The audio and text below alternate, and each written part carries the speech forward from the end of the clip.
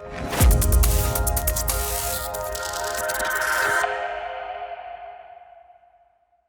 right, thank you for doing this. All right. Yeah, no problem. Let's start with your name and what you do.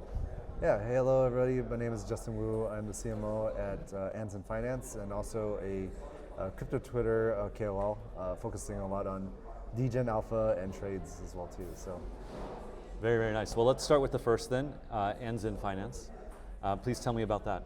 Yeah, so Anson Finance, we created a RWA-backed, real-world asset-backed stablecoin, where we're bringing in stable yields into DeFi. So people that are staking our protocol can earn anywhere from like 16 to 22% APY. Obviously, it's variable.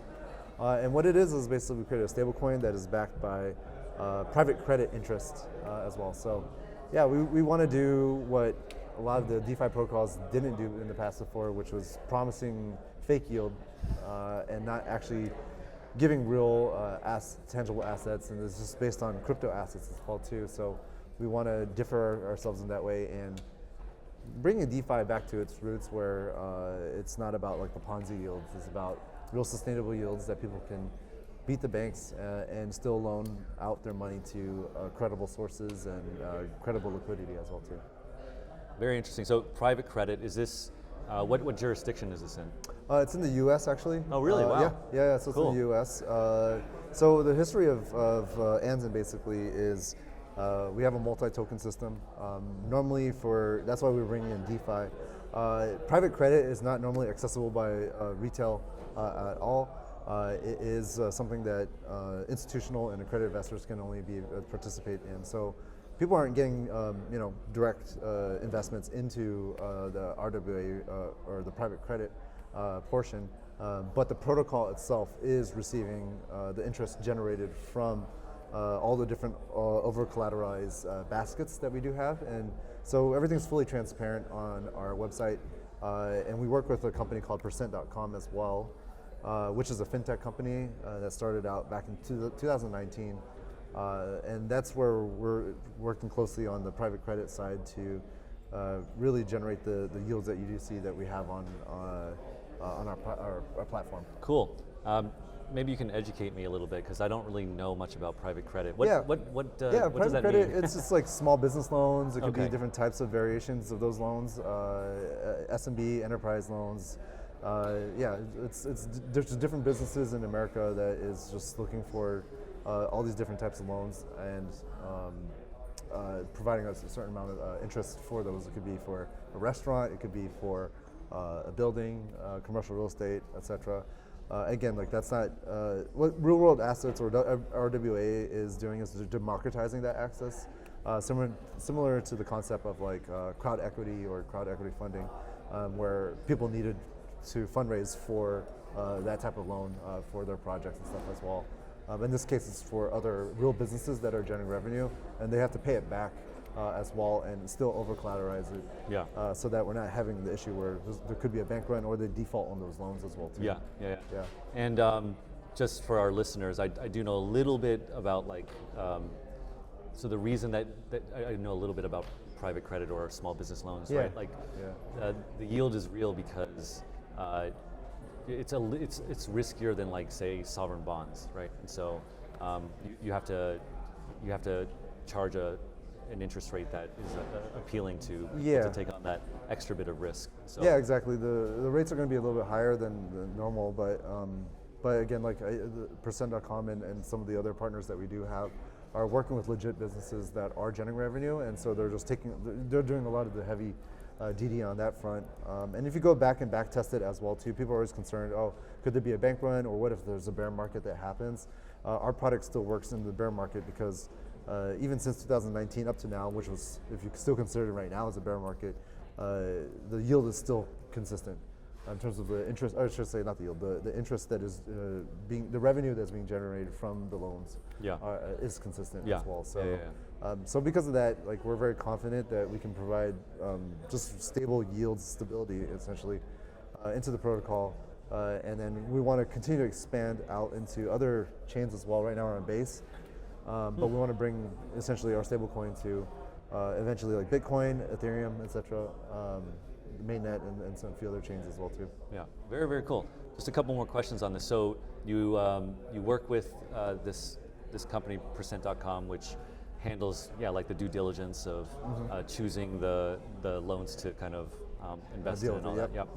Which is super important, and it's probably why that it's reserved only for like institutional grade investors, because it's easy to lose your shirt if you don't know what you're doing. Yeah, in real world assets, typically you're going to see multiple parts in, it's a brand new category still in crypto, right? And you can have the greatest idea to create like a DeFi product that would create a real estate investment vehicle, but if you don't have the Web 2 side and have that bridge, then that RWA company cannot actually exist. That's actually going to be a big point of failure, because they might be, a company could be good at DeFi, but if they don't know the regulations and the actual, the real business even, in that asset or commodity or whatever their market that they're serving, then it's just not going to even work out as well too. So that's why it's still a young category, but we're super bullish on it. That's why BlackRock is kind of shilling RWAs, as we can tokenize all commodities and assets eventually, equities even as well too, and we foresee that as kind of the future. And it's going to be good for DeFi again. Like the yield is not coming from some magic internet food coin. Or like self-recursive, like the like interest is coming from the coin itself. The coin itself and like staking, then it gets looped and everything too. So we want to prove that we can do something real. And investors or participants can have confidence in that as well too. Cool.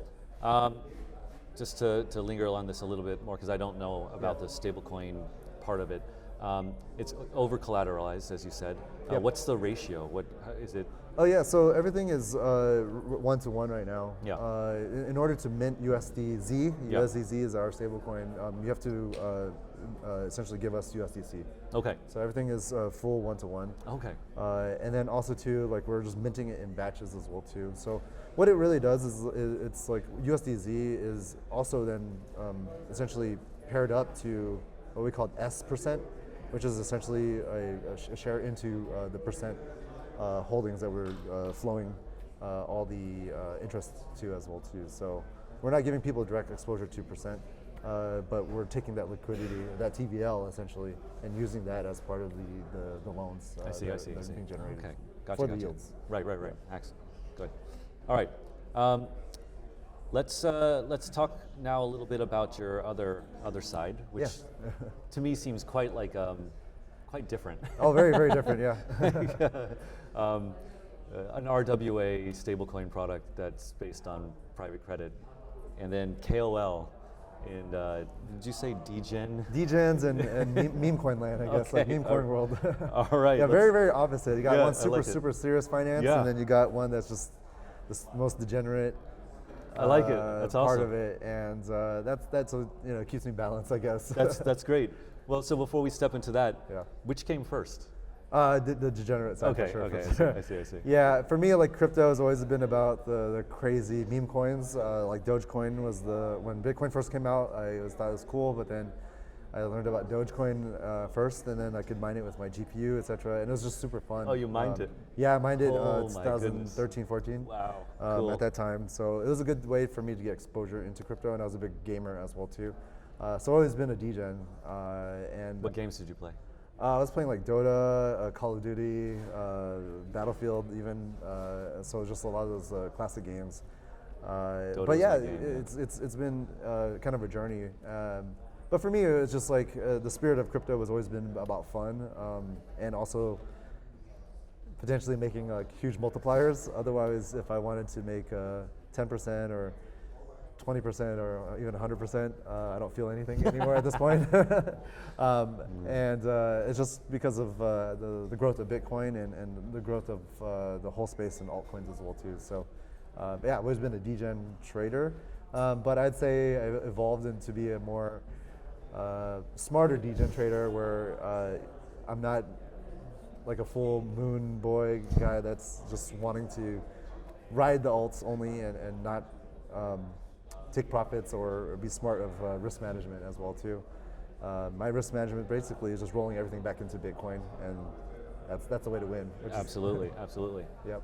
All right, so let's take a step back. You mentioned Bitcoin, and then you mentioned Doge. So I imagine Doge to you was kind of like a light bulb moment?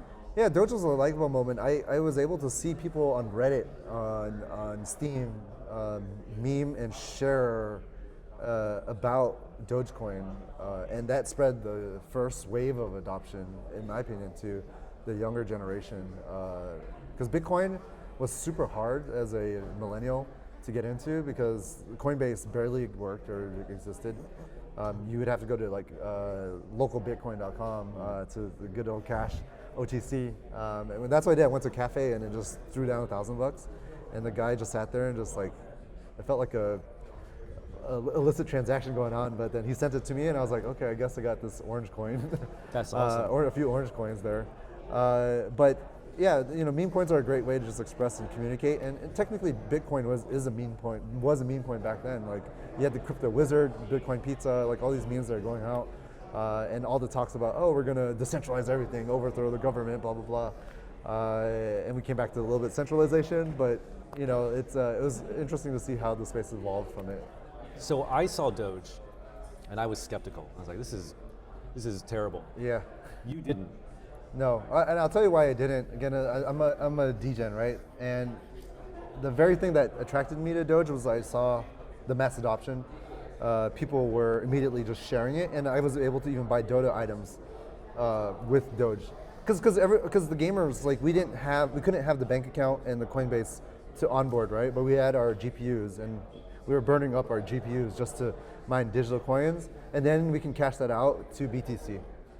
Like we had no money to buy, like especially as a millennial at that time, which was like university, when I was in university, yeah. So that was like our way to get into, like, a lot of people got into crypto because of the mining thing. And then I learned about like cloud mining as well too. So I went like AWS and just spun up multiple like free trial accounts and just to mine CPU mining. Like there's so many different coins.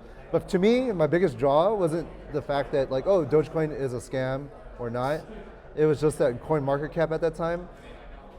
Dogecoin was a great way to multiply your Bitcoin, and that's all I see in my alts. Like everybody's holding BTC, and all these alts, they're not holding ETH or these other coins. I was just wanting to get more BTC, and the only fastest way to do that I saw with the gains. Again, once I see green candles, then my degenerate monkey brain just starts wanting to go off and chase that instead of the slow BTC rise of 2 or 10x. Like I needed the 100x. So Dogecoin was the one way, and then there's so many other coins that happened back then, like Feathercoin, Namecoin, Primecoin, like everything. You know all those classics. Yeah, absolutely. Yeah. Wow, that's amazing. So, at what point did you start having a presence on like Twitter and sharing your thoughts in the market? Yeah, I think it started around like 2016, 17. Oh, yeah, that cycle. So it was that cycle, yeah, the ICO phase. Cycle. Because back then I was like a big Kickstarter marketer, and then I got involved with some pretty big noble projects, like some Mark Cuban projects and some other ones at that time. And then the whole thing just started, and then I started seeing interesting projects, and they all fizzled out. You wanted to believe that they were good, like EOS. Oh my goodness. And I was drinking memories. The Kool-Aid of that just because I met the EOS cabal at that time. and I was drinking the Kool-Aid at that time. So it was a good story. All the ICOs were a good story. And again, like it was just, again, chase. To me, though, what was super interesting at that phase, or ICOs, was to be able to say, screw the VCs. We can fundraise from the crowd to chase or build this idea. I always liked that, especially coming from the startup world where VCs were gatekeeping everything, especially San Francisco. Like if you didn't have an idea that San Francisco liked, then you just weren't going to get funded. Yeah. So I remember for the longest time, from even that cycle, 2017 to 2019, And then the next cycle, 2021 to 23, or I don't know. Like around there, the next wave. Previous cycle, The previous cycle, whenever that was. DeFi summer, blah, blah, blah, Luna. Yeah, that's right. Still, San Francisco VCs were not into crypto. Like A16Z crypto and all these guys didn't invest. Y Combinator said no to all the crypto companies. And I think a lot of crypto people did not forget about that. It was like the Pantera, these other guys that were more the OGs that funded the crypto companies. And so still to this day, like even if I see like a crypto company backed by a Silicon Valley VC, it doesn't even give like legitimacy in the space anymore. Wow. Did you have, sorry, so you're talking about investing. Did you in the 17th cycle, did you start to do any investing on your own? Well, it's or like get in like earlier. Yeah, getting early projects. Yeah, definitely.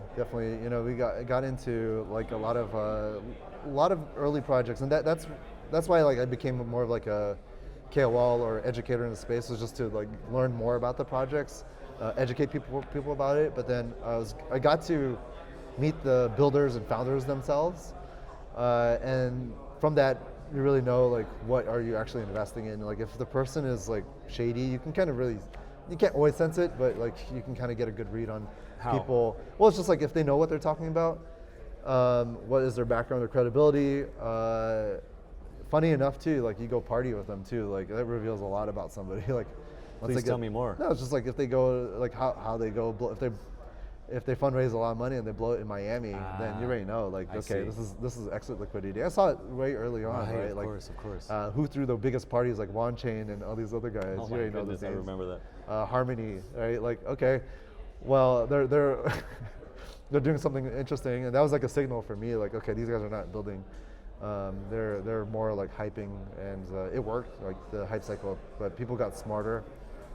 Previous cycle was a little bit more of the builder cycle.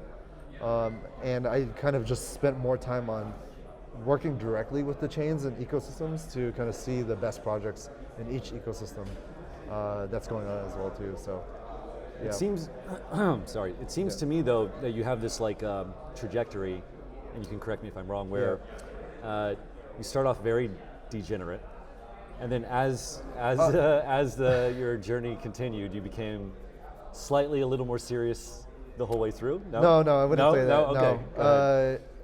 The serious side is just like, it's just more maturity, of course, in the space, which is great, because back then, most people weren't building anything interesting, and that was why it was a little hard for me to actually join a project before. I was not even like a CMO at a project before, because like I was helping market projects, and the most frustrating thing is to market something that doesn't exist. and even after TGE, you're just like, okay, I've always been a product-led marketer, where I let the product kind of speak for itself, and then I help kind of blow it up and grow. A product marketer, essentially, or a growth hacker in that sense.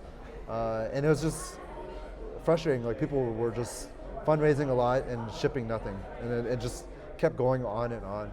And I became like a consultant. Like, I worked with like probably 40 plus projects throughout all these multiple cycles, and again, like most of them just wasn't shipping as well too. So, but in terms of like me being serious or not serious, like it's, I'd say that still super degenerate in terms of just like, right now it's like meme coin season, and like crazy, yeah. And I've always been flowing with the narratives as well. Again, it was like Dogecoin, ICOs was the hype. Then after that was DeFi summer, got involved with that. Then NFTs, I got involved with that as well too. And then now it was meme coins. And then back then it was also like multi-chain because before it was like Bitcoin only. Then it was like Ethereum. Then after that it was like battle of all these different L1s. Alt L1s, yeah. And people were like very tribalist, cultish, or just like keeping a closed mind on different narratives. Whereas like I don't care about that anymore. I just care about if the narrative is interesting, then there could be gains from there. And again, that's like the degen mind thinking about it, but thinking about it in a very smart way to be able to navigate and then find the top of those, the blue chips of that narrative. Right. Cool. Yeah. So let's end this interview with some advice you can give to any kind of aspiring KOLs or people who want to make a presence on social media or stuff like that. Do you have any just a general advice how to get started, how to grow an audience? Yeah, for sure. I'd say like done is better than perfect. Like don't like spend too much time to trying to think too hard on your production of whatever content. Like crypto Twitter is where it's at. And then right now it's been like just very short form content from like TikTok and Instagram even. There's a bunch of influencers there that are delivering interesting content that's very short. If you're just wanting to start now, it's just like get into the trenches and share your alpha with people and get involved with projects. I think it's one thing to just continue to report on stuff, but like get involved when you really like get deep into the projects there, then you can get a lot of access and a lot of education on like where the pulse of everything is going as well too. Cool. My final question is about meme coins. I feel like there's been a slight lull in the meme coin season. Do you see it picking up once the market in general picks up? Always. Yeah. I've been in meme coins since, again, even Dogecoin, I got meme coins. And Dogecoin did not die for like 10 plus years already. Then you got next was like, if you look at the previous cycle in between the bear market of now and Luna days, you had like Pepe and Shiba come out of nowhere, and those went up to $1 billion market caps, and that was in the bear market. And so again, like you have to think about it, if the whole market crashes, let's say Solana went down 90%, right? Yeah. Like that looks like a crap coin. Like you can say shitcoin. Shitcoin. That looks like a shitcoin, and it was a shitcoin. All the utility coins were shitcoins. And what was the only thing that was green? It was Shiba, Doge, and Pepe. And that was born in the bear market. And so all the degens just went and gravitated towards that. But I was going into like meme coins again in all of 2021, 22, 23 on ETH and Binance. And these coins are launching at 100K market cap. If it goes to 1 mil, that's already 10x. Yeah, that's right. If it goes to 10 mil, that's 100x. So even if the whole market retraces as a meme coin, it's just the market cap is just numbers is gonna just modify and change, and then people are gonna go chase, because the market collapses, just whatever's hitting greens, DJs are gonna go chase that. When the market's bull, all the meme coins are just gonna shoot massive more leverage. When Solana is up, then all the meme coins on Solana are just going to go up as well too. So that's the way I look at it. Everything is just like, especially the degenerate side, is just the leverage position of whatever chain you like, and that's what I like about it. Yeah. That's why I got into NFTs initially, but NFTs are dead. They're not coming back. Yeah.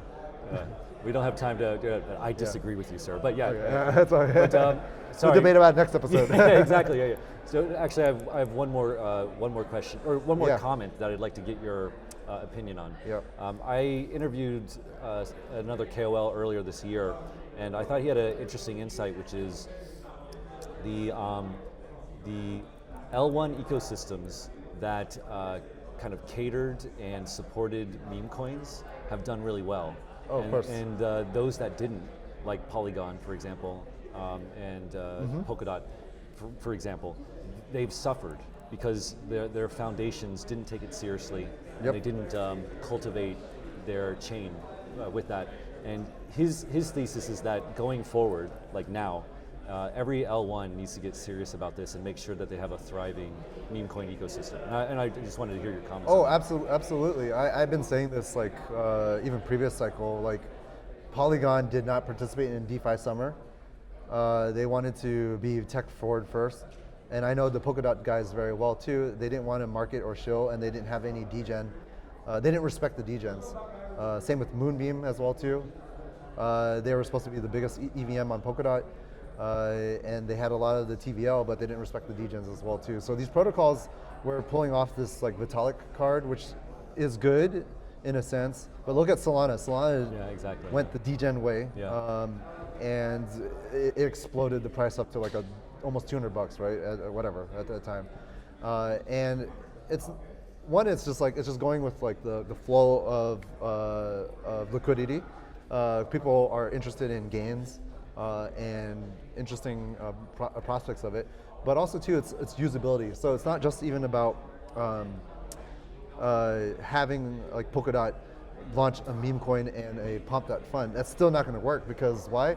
The chain is a terrible experience, and the wallet experience also sucks just as bad. And it also too, the wallet has to be mobile. I think we're talking with a lot of my friends, like the usability has to be like fast now. A lot of the meme coin traders these days are using Telegram bots to fully trade now.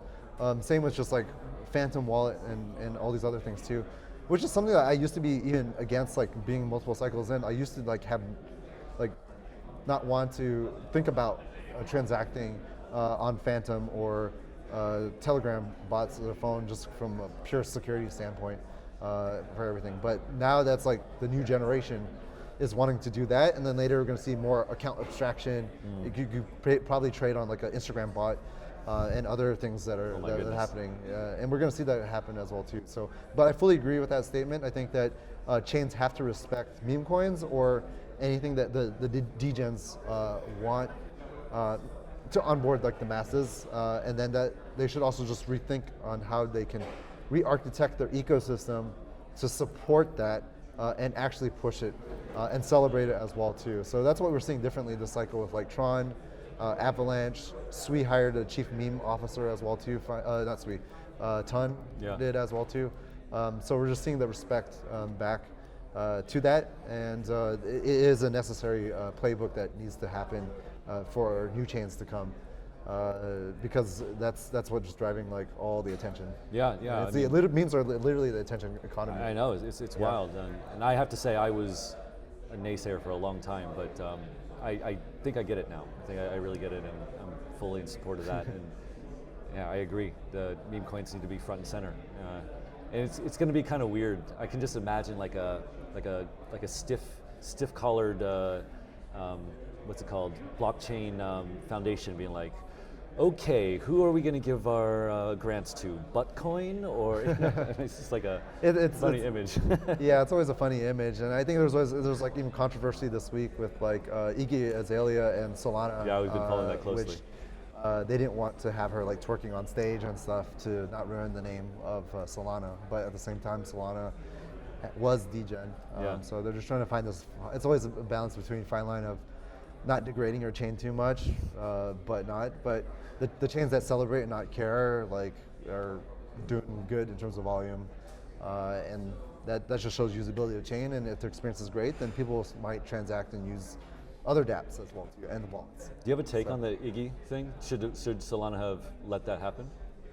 I personally think they should have, but then people would have trashed and said Solana's chain is like not serious. Not serious. So I don't know. I guess they don't need more attention. So Iggy Azalea wouldn't have brought more uplift actually in terms of positive uplift for Solana as a chain, because her coin isn't like doing that crazy as well too. So I guess I understand their perspective, and if Solana still wants to be taken seriously and fight against like Ethereum as a Ethereum killer, then yeah, I guess I would agree with that decision. And yeah, from a marketing and branding perspective, and her blowing out and not letting her speak is also like a negative PR, but it doesn't. It only just helps uplift the brand actually. For Solana. Okay, cool. Yeah. Well, thank you for your time. I really appreciate it. Yeah. OG of the space. Yeah, no worries. Appreciate it, man. Thanks.